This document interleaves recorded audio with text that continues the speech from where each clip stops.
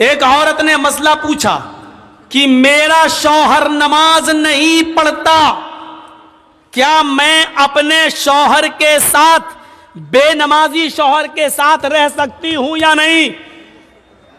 شیخ ابن باز نے کہا کہ اس کو تم نصیحت کرو، اس کو تم سمجھاؤ، 3 دن 10 دن 20 دن 1 مہینہ، اگر وہ مان جائے اور نماز پڑھنے لگے تو ٹھیک۔ اس نے پھر مسئلہ پوچھا کہ کئی سالوں سے میں سمجھا رہی ہوں لیکن نماز نہیں پڑھ رہا ہے، میرا اپنے بے نمازی شوہر کے ساتھ رہنا جائز ہے یا ناجائز؟ شیخ ابن باز نے فتویٰ دیا کہ ایک مومنہ عورت کا، ایک نیک عورت کا بے نمازی آدمی کے ساتھ رہنا سراسر حرام ہے۔ اس عورت نے پھر پوچھا شیخ ابن باز سے، میرا ہسبینڈ مجھے طلاق نہیں دے رہا ہے، وہ کہتا ہے میں نماز نہیں پڑھتا ہوں تو کیا ہوا، لیکن میں تجھے طلاق نہیں دوں گا، اب میں اپنے شوہر کو کیسے چھوڑوں؟ شیخ ابن باز کا فتویٰ تھا کہ جب تیرا شوہر نماز ہی نہیں پڑھتا، اور جب نماز نہیں پڑھتا تو وہ مومن ہی نہیں ہے، اور جب مومن ہی نہیں ہے تو اس کے نکاح میں آٹومیٹک نہیں ہے، اور جب اس کے نکاح میں تو نہیں ہے تو طلاق کی ضرورت ہی نہیں ہے۔ نکاح قاضی سے فسخ کرا اور ایک حیض، ایک پیریڈ انتظار کر کے اپنا دوسرا نکاح کر لے، شوہر طلاق دے یا نہ دے، کیونکہ بے نمازی جب مومن ہی نہیں ہے تو طلاق کی ضرورت بھی نہیں ہے، تو عدت گزار کے دوسرا نکاح کر سکتی ہے۔ یہاں سے آپ اندازہ لگا سکتے ہیں میرے بھائیوں کہ ایک نماز پڑھنے والی عورت کو بے نمازی شوہر کے ساتھ رہنا جائز نہیں ہے۔ بے نمازی اگر مر جائے تو اس کی نماز جنازہ بھی جائز نہیں ہے۔ بے نمازی اگر مر جائے تو اس کو مسلمانوں کے قبرستان میں دفن کرنا بھی جائز نہیں ہے۔ چل رہا ہے ہمارا سماج اس پر کیا ایکشن لیتا ہے، سوچیے آپ۔ نماز تو ایک ایسا معاملہ ہے کہ حضرت علی نے جس کو قاضی بنایا تھا، قاضی شریح جس کا نام تھا، بہت بڑے قاضی تھے، ان کا بیٹا ایک مدرسے میں پڑھتا تھا۔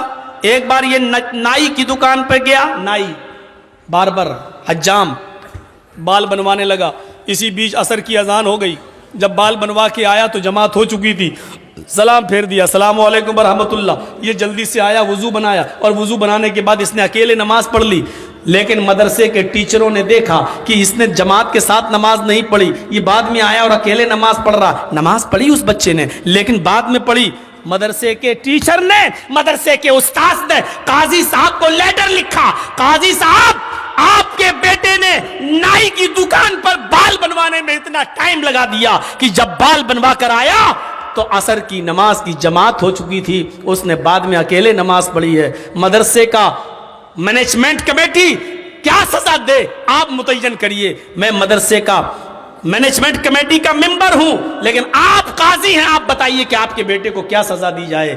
قاضی صاحب نے جو سزا دی سنیے وہ کیا تھا۔ ایک موٹا ڈنڈا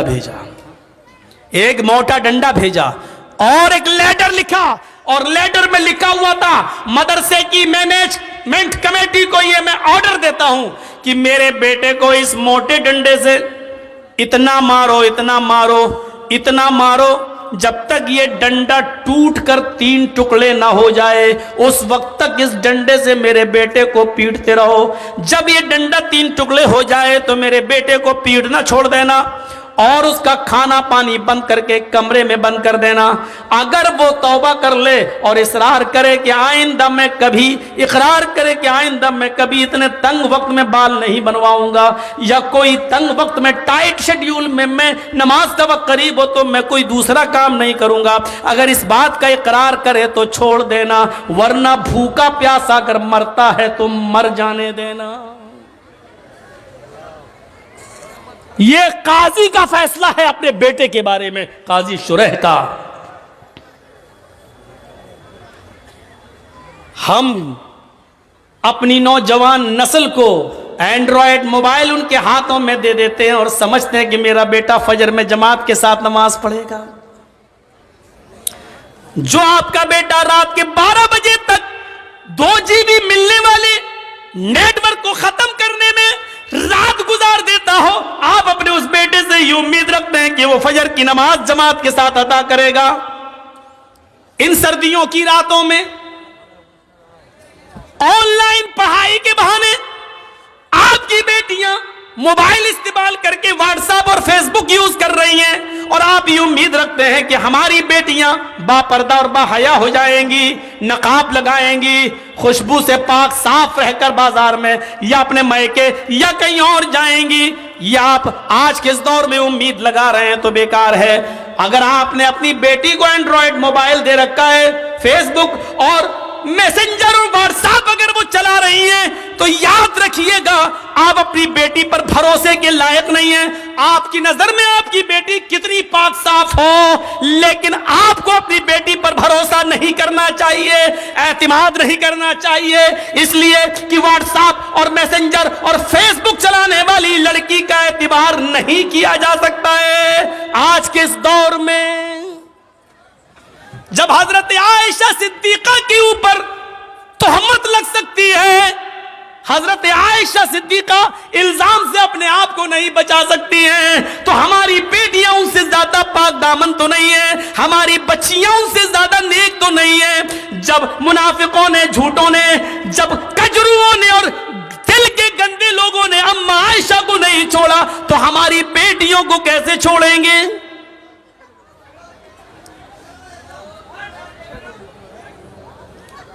یہاں ہمیں غور کرنا چاہیے. حضرت زکریا علیہ السلام کو دیکھو, مریم علیہ السلام کو دیکھو, سورہ مریم پڑھیے. وہ محراب میں مسجد کے اندر ہے اور حضرت مریم کے پاس بے موسم پھل آ جاتا ہے. بے موسم پھل, آم کا موسم نہیں آم آیا, لیچی کا موسم نہیں لیچی آیا.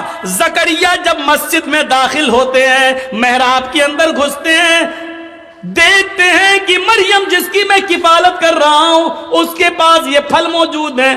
ارے یہ آم کا تو موسم نہیں, آم کہاں سے آیا؟ یہ لیچی کا موسم نہیں, یہ لیچی کہاں سے آئی؟ تو چیخ پڑے, انا لک ھذا, اے مریم میں تیری کلاس لے رہا ہوں, اے مریم مجھے صاف صاف جواب دے, یہ بے موسم پھل تیرے پاس کہاں سے آئے ہیں؟ آم کا موسم نہیں آم دیکھ رہا ہوں, لیچی کا موسم نہیں لیچی دیکھ رہا ہوں, یہ بے موسم پھل تیرے پاس کہاں سے آئے ہیں؟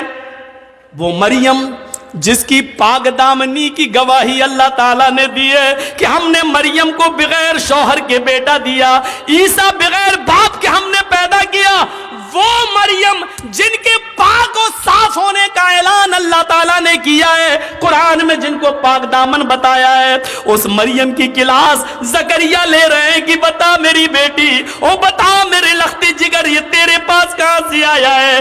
کس لڑکے نے دیا ہے؟ کون ہے جس سے تیرے کانٹیکٹ ہے, جس سے تیرے تعلقات ہیں؟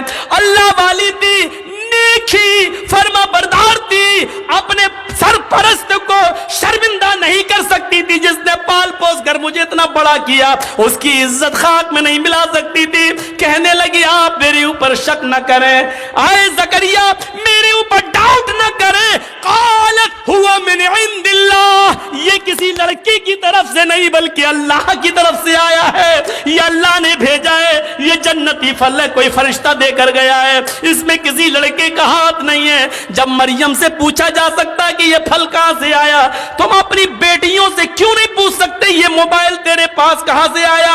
اس میں تو 10 روپے کا بیلنس تھا, آج اس میں 3 مہینے کا نیٹ پیک کیسے پڑا ہے؟ اس میں تو تیری اماں اور خالہ کا نمبر تھا, اس میں 5 نمبر اور کہاں سے آئے ہیں؟ کیا آپ اپنی بیٹیوں سے یہ سوال نہیں کر سکتے ہو؟ تم اسکول تو ڈرائیور کے ساتھ گئی تھی, پھر آئی ہو کس کے ساتھ آئی ہو؟ اکیلے کیسے آئی ہو؟ تمہارا بھائی تمہیں اسکول چھوڑنے گیا تھا, پھر تم نے بھائی کا آنے کا انتظار کیوں نہیں کیا؟ اکیلے کیسے چلی آئی ہو؟ یہ گھر سے کتاب 3 لے کے گئی تھی, یہ 5 کتابیں تمہارے پاس کہاں سے آئی ہیں؟ یہ سارے سوالات کی ذمہ داری ایک باپ کی بنتی ہے جو اپنی بیٹی سے پوچھے, اپنی اولاد سے پوچھے. اور اگر تم ایسا نہیں کر سکتے ہو تو تیار رہو, ہماری بیٹیاں کل RSS کے گنڈوں سے نکاح کرنے کے لیے تیار ہیں, اس لیے کہ یہ پلاننگ ہو چکی ہے کہ مسلم لڑکیوں کو اسکولوں میں جگہ دو اور ہندو لوگوں سے کہہ دیا گیا کھل کے پیار کرو, کورٹ میرج کرو, ان کو نکاح کے بندھن میں बांधो और 2-4 बच्चे पैदा करके बच्चे अपने पास रख के औरत को दर दर की ठोकर खाने के लिए मजबूर कर दो, उसको निकाल दो।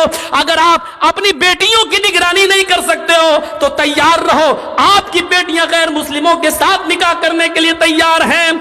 10,000 से ज्यादा एप्लीकेशन कोर्ट में मौजूद हैं मुस्लिम लड़कियों की, जिसमें यह कहा गया है हमें अपनी मर्जी से हिंदू लड़कों के साथ निकाह करने के लिए तैयार हैं।